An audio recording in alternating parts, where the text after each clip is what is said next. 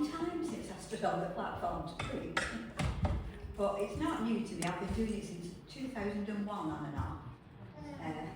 So bear with me if I keep looking at my notes because I'm older now. I'm wiser. Hopefully I'm wiser. But there we are. So I hope you've all had a good week. And if you haven't, you'll have a better week this coming week. Yes, amen. And what I want to do first of all this morning is read 3 scriptures to you. And I want you to see how quickly you can identify the connection between each one. I don't think I need my glasses. I'm going to try. I'm vain. So the first one is 1 Samuel, chapter 9 and verse 2. And he had a choice and handsome son, whose name was Saul. There was not a more handsome person than he among the children of Israel. From his shoulders upward, he was taller than any of the people. And I look. That's how old I'm getting. It's big writing. And the second one is from Luke. And you know, I do find my way around the computer, but I'm not tech savvy. And that's why we haven't got any scriptures up on there. So please make notes, even if you have to put them on your phone, but turn the sound off your phone, please. Make notes so that you can look up the scriptures after on your own.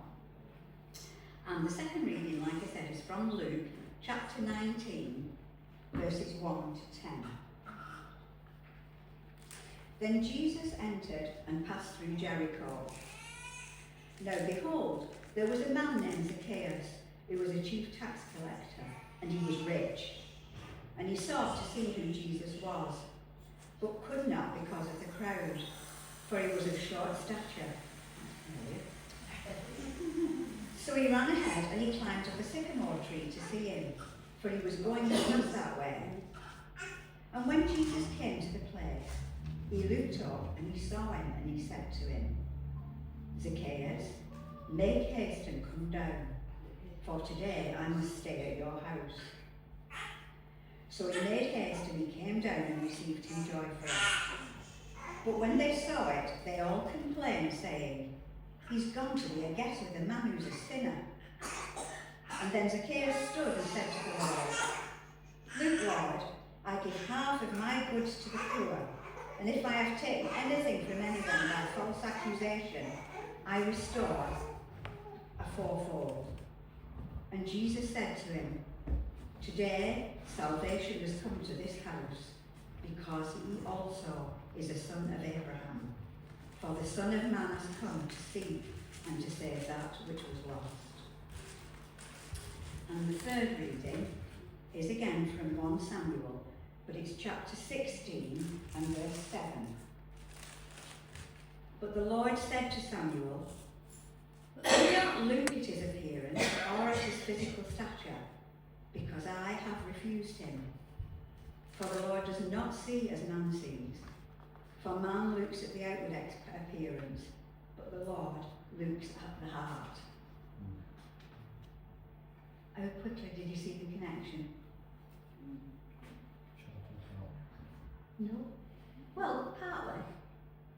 Yeah, it's just that each one mentions appearance. Yeah, yeah. So the title of today's message is, Don't Go Off Appearances.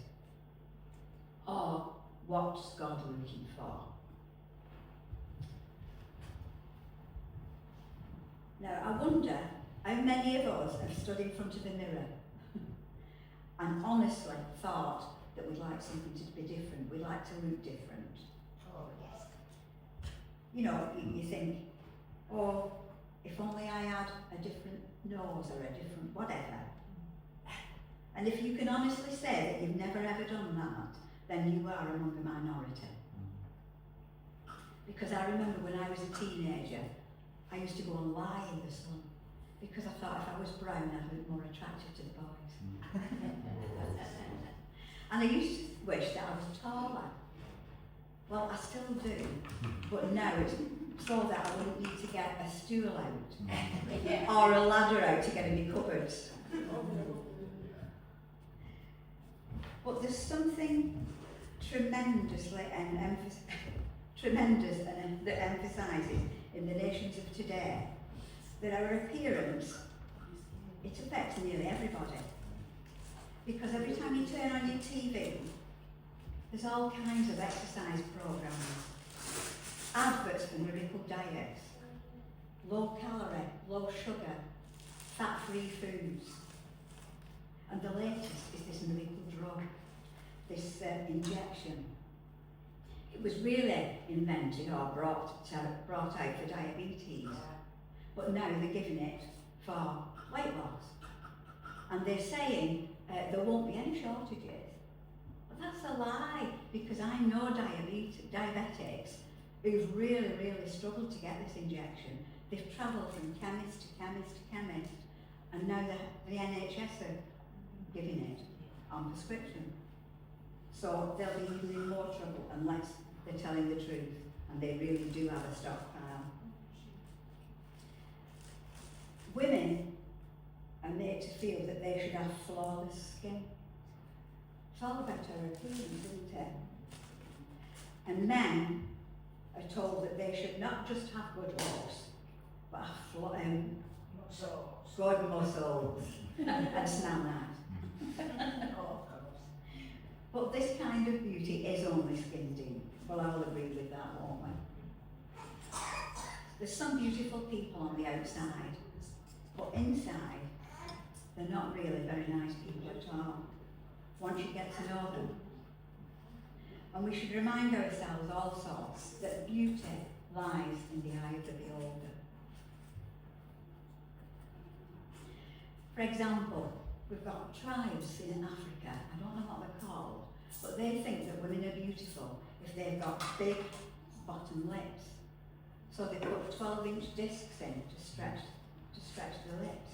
There's another tribe that thinks women are beautiful if they've got long necks. So they put rings on. And as it elongates, they put more rings on.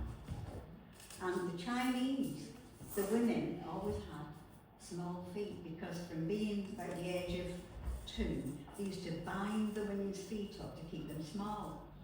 And I think they only stopped doing that in the 1990s. And everywhere, people think that things are beautiful that we wouldn't consider beautiful at all.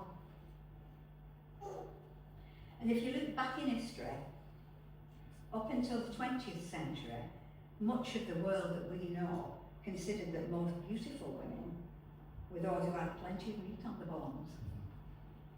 I'd be all right then, wouldn't I? Yeah, me too. It's only in recent generations that the West have begun to place so much emphasis on being thin. But I want to begin to see how God sees. Don't you? Yeah. And setting all that aside and going back to our scripture verses, the difference between King Saul in the Old Testament and Zacchaeus in the New is really very interesting. Samuel 9 and verse 2 tells us that Saul was an impressive young man without equal among the Israelites, a head taller than any of the others. So can you just imagine in modern times, he would have probably been captain of the football team, the heartthrob of every girl. Everything he did was a success. And then he's chosen to become a king. The ruler of the whole nation, and everyone praises him. But a few years later, in chapter 15 and verse 22 and 23, because of Saul's arrogance and his frequent disobedience of God's commands, God tells Samuel to say to Saul, "Does the Lord delight in burnt offerings and sacrifices as much as in obeying the voice of the Lord? To obey is better than sacrifice, and to heed is better than the fat of rams. For rebellion is like the sin of divination, and arrogance like the evil of idolatry.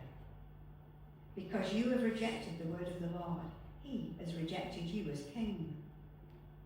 And Saul feels further rejection when the people start to sing, Saul has killed his thousands, but David has killed his tens of thousands. The thing that changed it is because the people got to know him, to know who he really was. And then in contrast we see Zacchaeus. We're told that he's a short man. And that's very, very interesting because anthropologists tell us that way back in the New Testament days, the average height of a man was only 5'3". So the fact that the Bible says he was a short man, he must have been very, very short. In fact, some scholars think he might have been a dwarf. So just imagine what his life was like when he was growing up. He would have been rejected at school. Everybody would have made fun of him. He's always the last to be chosen to be on the team. None of the girls wanted to date him. So Zacchaeus grew up with a chip on his shoulder. And when the Roman Empire was looking for a chief tax collector, he jumped at the chance. Because as the chief tax collector, he could get even. He could rip off his own people. And Zacchaeus didn't care, because no one liked him anyway. They'd always rejected him. So he took the job and made lots of money at the expense of his own countrymen. He built himself a big house and he became very, very wealthy. He was recognised everywhere.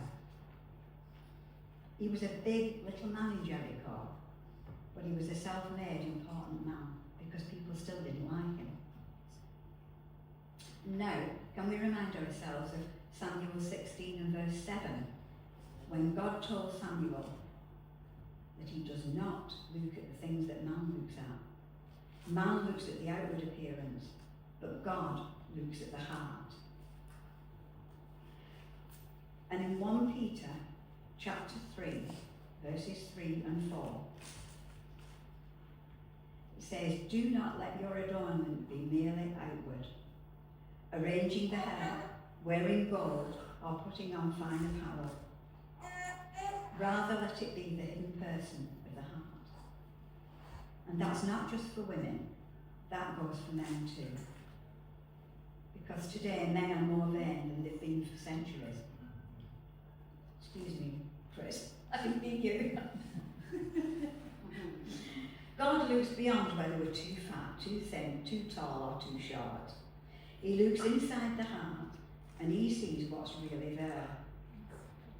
So what is God looking for? When he looks into our hearts, first of all, I think he's looking for a heart that will reflect his love. Listen to Luke 19 and verse 5. When Jesus reached the spot, he looked up and said, Zacchaeus, come down immediately. I must stay at your house today.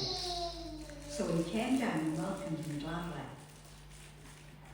I just wonder if Jesus was the very first person who ever said to Zacchaeus, I want to spend the day with you. In other words, Zacchaeus, I care about you. Maybe it was the first time in his life someone showed love and attention to this little rejected man. Someone reached out to him and said, Zacchaeus, you count. You amount to something. So he welcomed him gladly. He was like a sponge soaking up all that love that Jesus had for him. And his life was completely changed. And secondly, I believe when God looks into our hearts, he's looking for a heart that will accept his love and show that love to others. It doesn't matter what we look like. God sees beyond the physical. And if you allow me, I'd like to read you 2 stories as illustrations. The first one is it's fairly long, but the second one's very short. So I won't tell you you're all there, I promise. Now the first one is the story of Teddy Stoddard. Mrs. Thompson was a primary school teacher, and she stood in front of her 5th year class on their very first day of school, and she said to the children, and they must have thought it was a lie, that she would love each one of them the same. But that was impossible, because there on the front row was a little boy called Teddy Stoddard. He was slumped in his seat,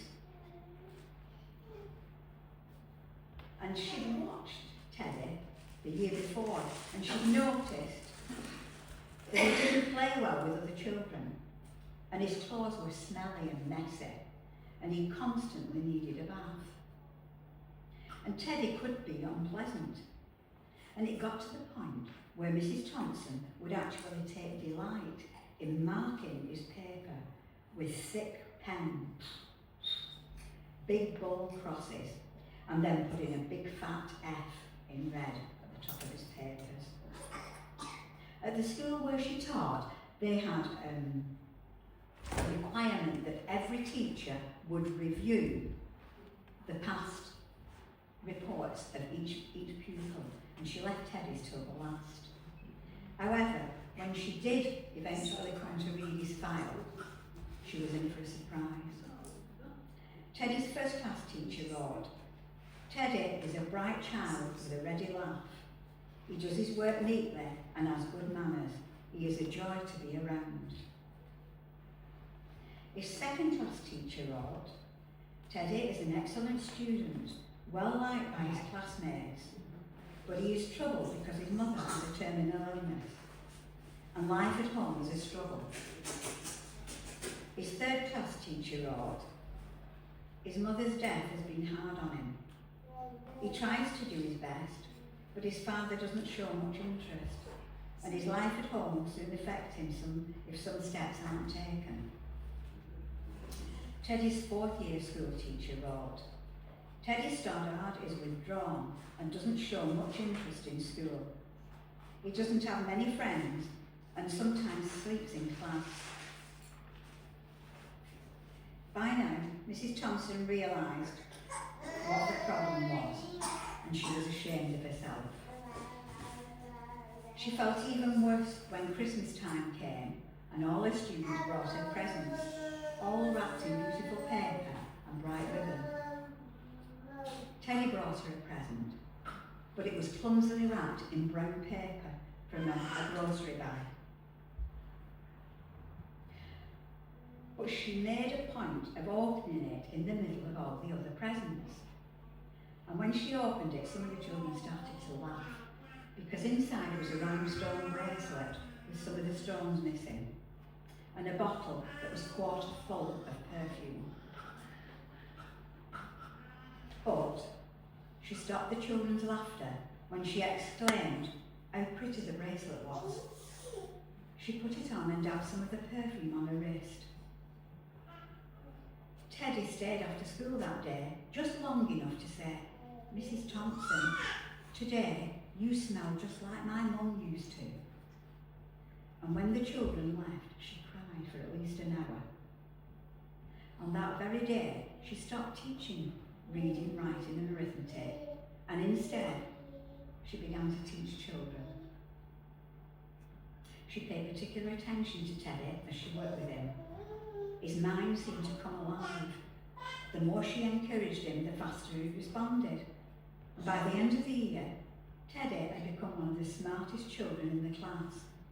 And despite her lie that she would love them all the same, Teddy became one of her pets. A year later, she found a note under her door from Teddy, telling her that she was still the best teacher he ever had in his whole life. And 6 years went by before she got another note from Teddy. He then wrote that he'd finished high school, served in his class, and she was still the best teacher he'd ever had in his whole life.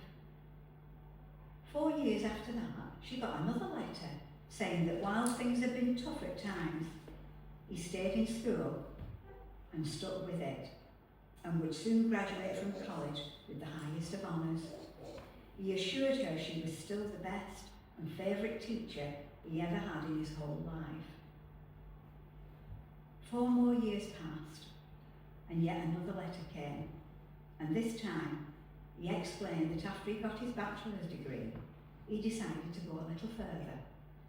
And the letter explained that she was still the best and favourite teacher he'd ever had, but now his name was a little bit longer.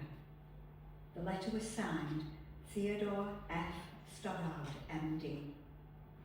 And the story doesn't end there. You see, there was yet another letter that spring.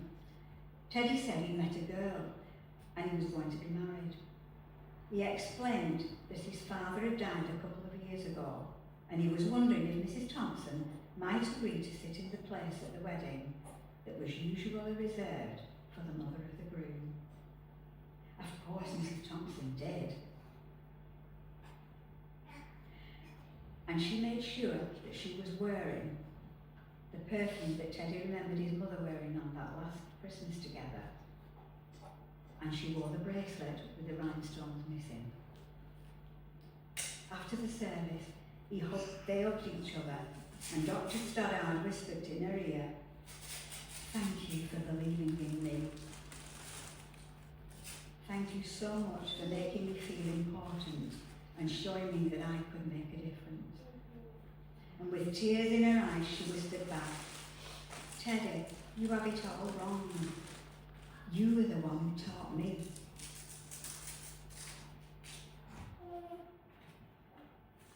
That I could make a difference. I didn't know how to teach until I met you. Because someone didn't go off appearances and spent time with him to get to know him and to know his background. And the second illustration is about a chaplain of a hospital. He was walking down the corridor of this large hospital and he saw someone in a wheelchair. He couldn't tell if the person in the chair was male or female because the body was so twisted and gnarled. It turned out to be a boy. He was in one of those motorised wheelchairs that you can control with 1 or 2 fingers.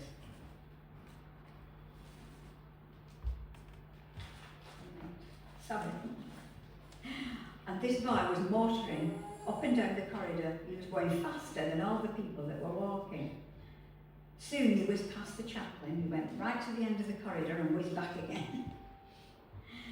And as he turned and whizzed back, as he was coming back, the chaplain looked into his face and he saw a great big smile and a look of exhilaration.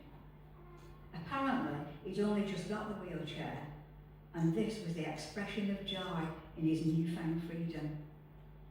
And this chaplain forgot all about the twisted body. He saw only the sparkling eyes and the great big smile. And God's like that. He doesn't see our imperfections and the scars and the scrapes. He looks right into our hearts. He looks to see if there's love there that reflects the love of God, so that the rest of the world can see it too. But it won't be if we go off appearances, because we need to get to know people. And I just want you to know that this message was for me as much as everybody else, because I tend to go off appearances sometimes. I can't help it.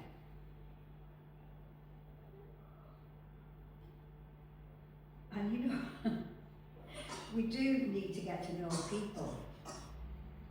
And we need to get to know our church family. Yesterday at the women's meeting, it didn't go as planned because there weren't many of us there. But we had a wonderful time, didn't we, Rose? And we learned more about each other, didn't we, Derek?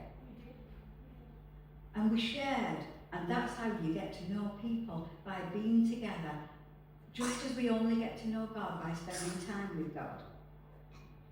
And we've laughed in the past, because I said at a ladies' meeting once before that I can't remember your names, because one week you've got long hair, and the next week you've got short hair, and you might even change the colour, and it just gets me confused. And we all had a good laugh about it. But seriously, if I knew each one of you, and I knew you better, I think I would remember your names better.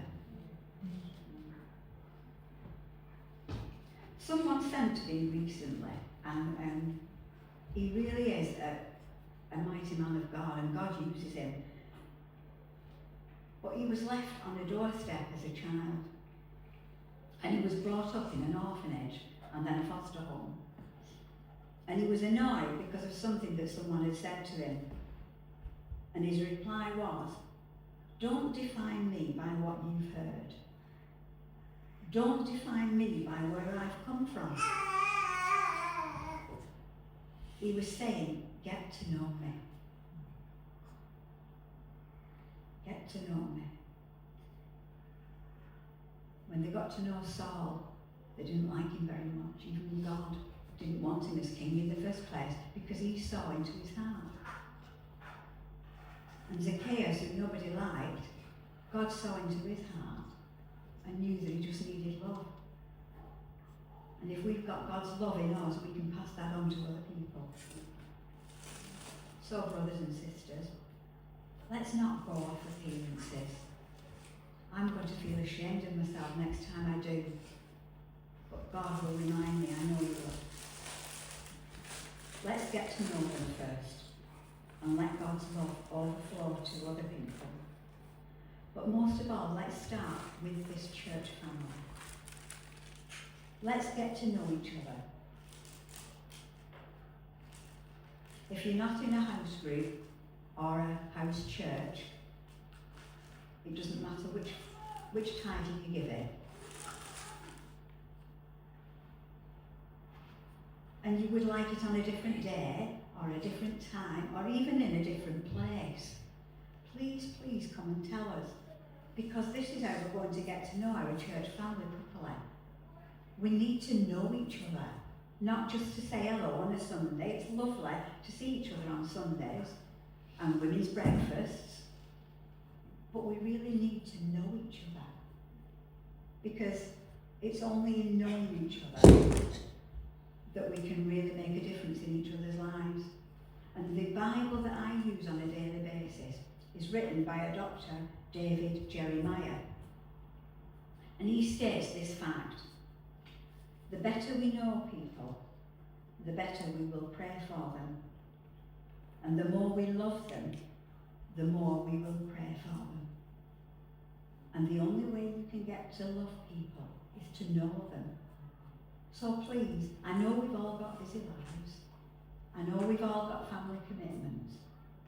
But this is not just for us, it's for God. Because when we are with people who love us, that love flows out more easily. And God can use us mightily.